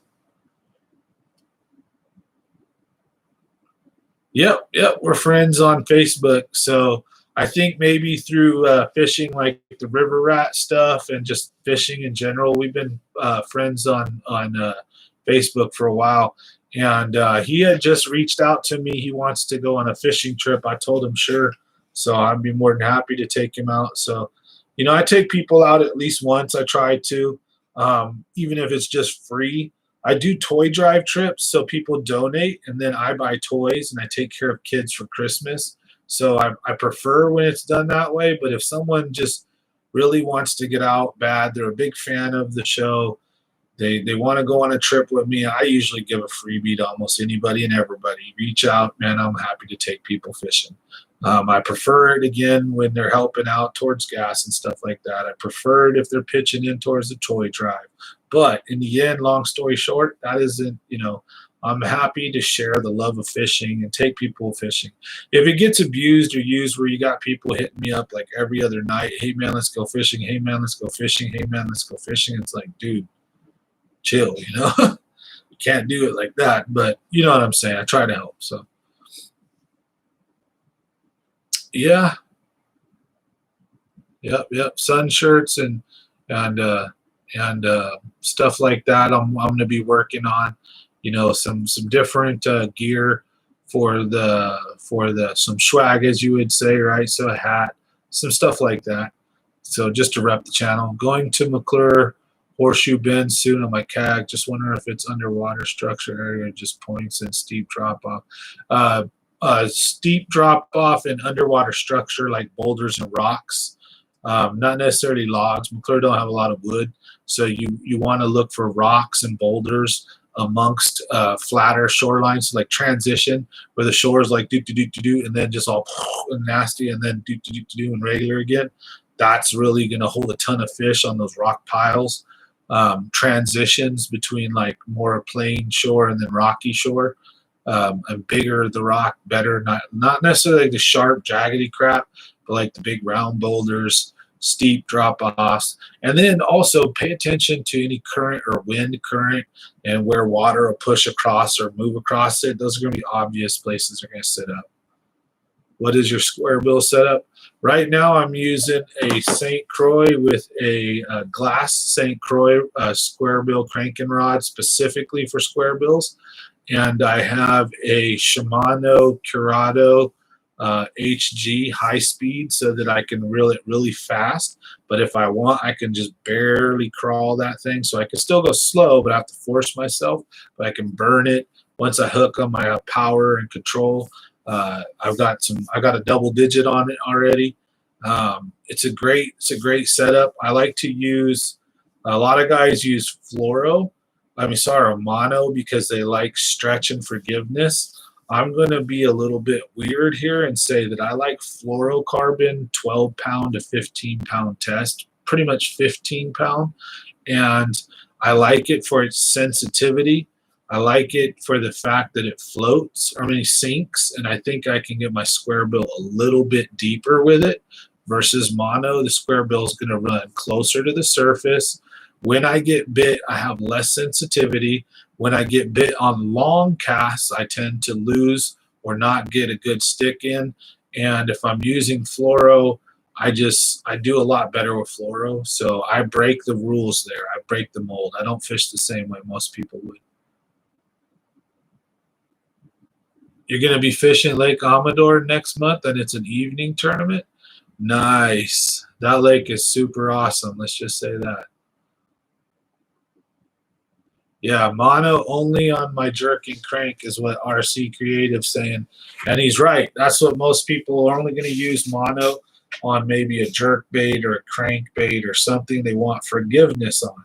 Now, a jerk bait, I might use it on for sure, so the line doesn't interfere with the, doesn't get tangled up as much. There's a couple of reasons for it, depending on if you're going suspended, floating, a deeper diving jerk bait, but most of the time, yeah, mono will work. But see, I like to run what's called multi-purpose. So I don't want a crankbait rod, a jerk bait rod, a jig rod, a square bill rod, a worm rod, a shaky head rod, a drop shot rod, a frog rod, a topwater rod. I believe that most rods can be kind of multi-purposed in a sense. Now, I do have rods that are almost only for one purpose, but I have lots of rods that are for multiple purposes. Hence, my LV 500 rod is usually the same thing as my jerk bait rod, which is usually the same thing as my topwater. All three, it can do the same thing: a whopper plopper, walking bait, jerk bait, and stuff like that. That's all going on the same. A jigging rod is going to be throwing a jig, Texas rig, and things like that pretty much. A square bill rod is almost exclusively a square bill or a medium diving crankbait. I never go with much. I do use a little bit of a bigger size crankbait, hence the goon, the Ish Monroe goon. I've got a double digit on that. But if I go with a bigger, deeper diving crankbait, I like to use the same rod that I use my jerk bait, my LV 500, bigger, longer, heavier rod. I'm getting my thing down there longer. I learned and like to also use my line, my spool on my bait caster as my drag. So I could be using a rod that, let's say, not 100% for the lure that it's for, but make up for some of that lack in parabolic bend or whatever have you in my reel by giving them some extra line run. Again, I like fluoro because it's more sensitive. So it just depends on what I'm running, but I like multi-purposing. So I don't like to oh, I've got to have this and that. So I almost have no mono, barely ever, and I barely have any braid. I'll run braid backing with some fluoro leaders on some of my stuff just to save money now.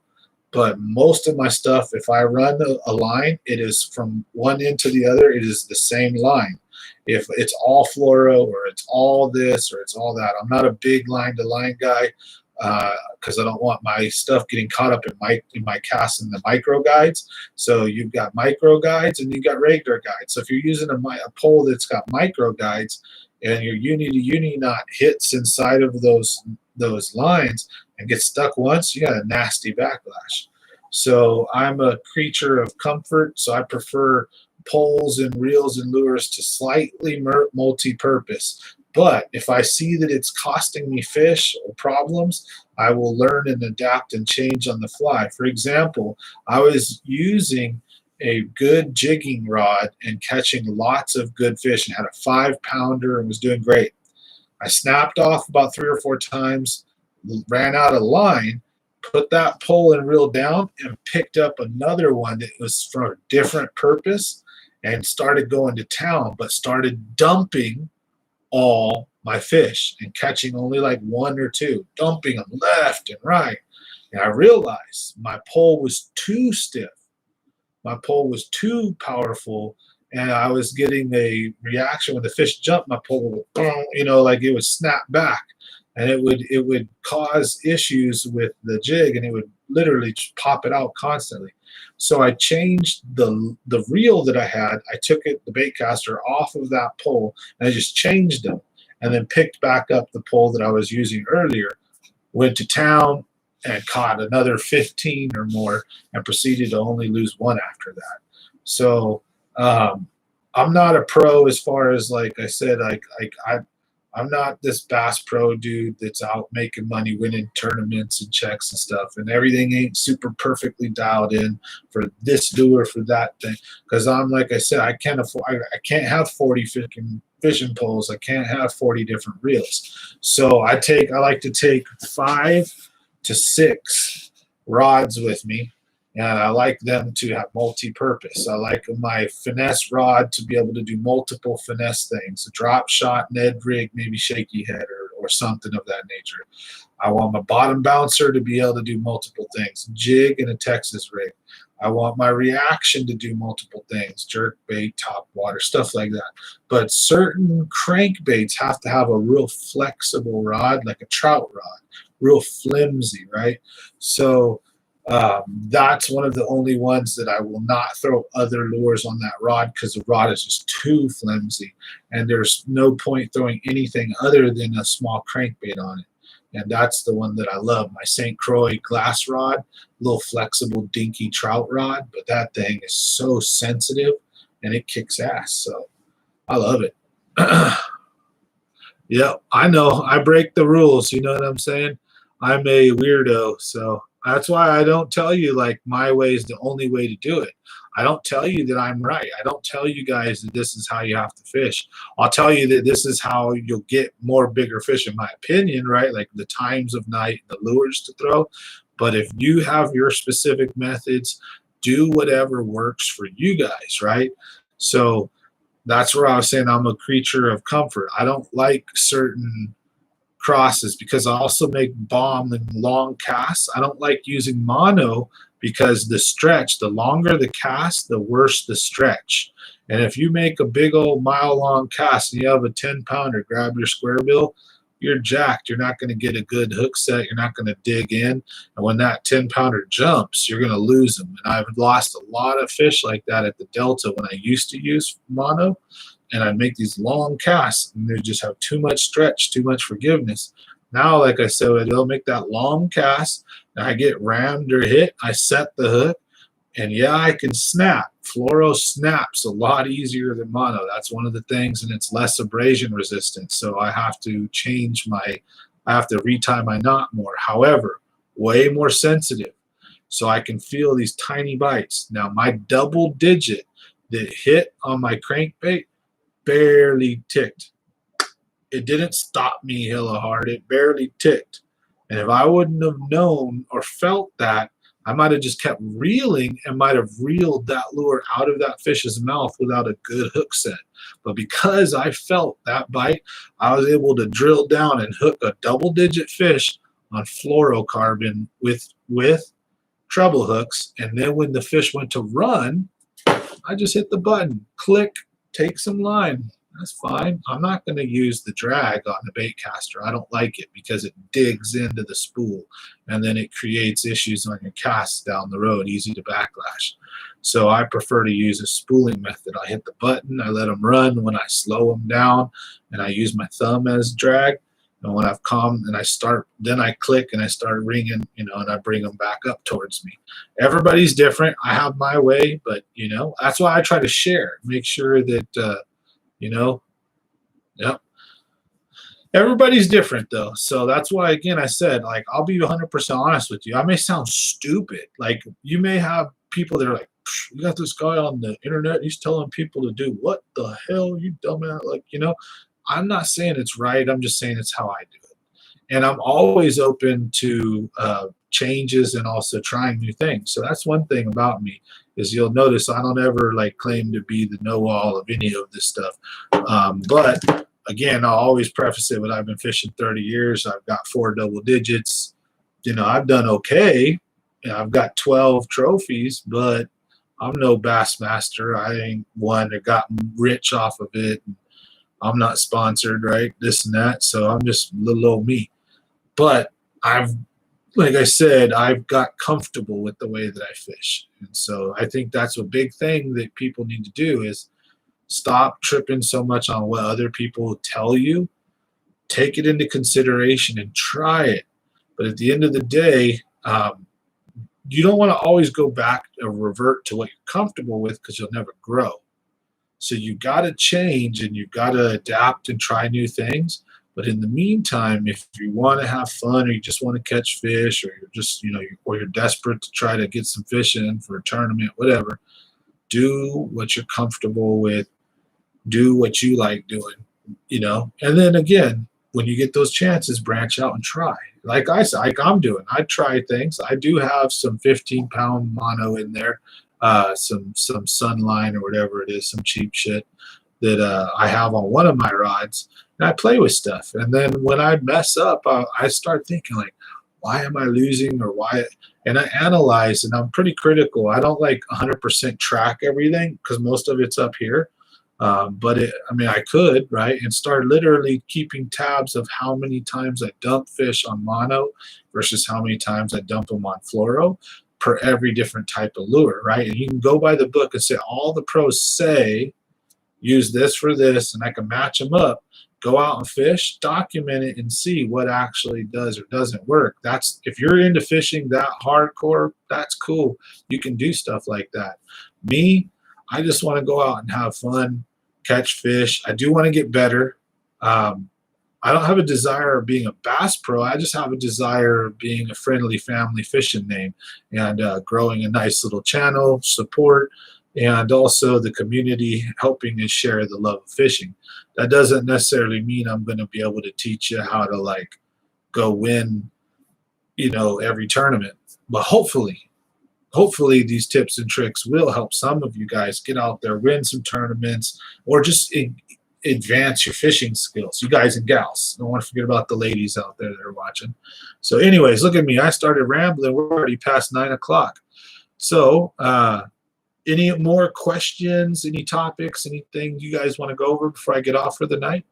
Get set up, get ready to go out there and go have some fun and night fish. So if not, wish me luck. Don't crash into no rocks, right? Don't hit an island. Hopefully catch a monster. Don't hook yourself. No hairy hookers. And yeah, right. So hopefully, wish me luck, guys and gals. I'm gonna get out there and have a good time. Like I said, I've been having so much fun, and I've been night fishing by myself a couple of these trips, and they're cool. So you don't need to take someone with you. Just go out and fish. But it's always cool when you have someone to banter with a little bit.